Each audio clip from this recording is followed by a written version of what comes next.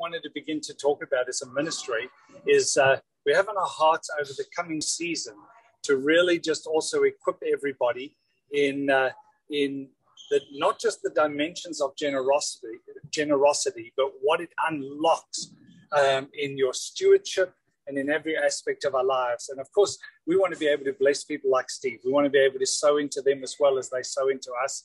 And the first thought I had just in closing was I wanted to share with you Isaiah 32 verse 8. One of my favorite, in fact, I think it's one of the greatest scriptures to start with. And it actually says that a generous man devises generous plans, and by his generosity he shall stand. That is huge amount packed into that verse. But let's start at the end. And he says, a generous man devises generous plans, and by his generosity he shall stand. That word stand in the Hebrew literally means he shall contend with his enemies and he shall prevail over them. So what that scripture really saying is that if we discover a secret to generosity in God, and we're not just randomly about it, but we actually begin to build it as an intentional plan in our lives, that there is a dimension of authority, there is a dimension of dominion, there is a dimension of might that causes us to actually be able to contend with our enemies in the gates and overcome them. I mean, it's incredible. See, people don't realize that generosity is one of the great keys to profound spiritual warfare.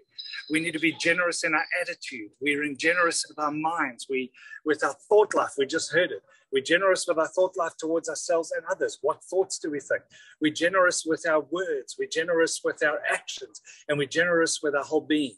So ultimately, that's what I wanted to start with today, and just encourage us all that let's begin to really pray about. I mean, first of all, I know for Trudy and I, we love sowing into Beyond Gold because Beyond Gold is a major key to advancing God's kingdom. It's where we get so much spiritual input and so much growth. But secondly, where we truly can advance the kingdom. And beyond that, we partner with so many ministries like Steve's, etc.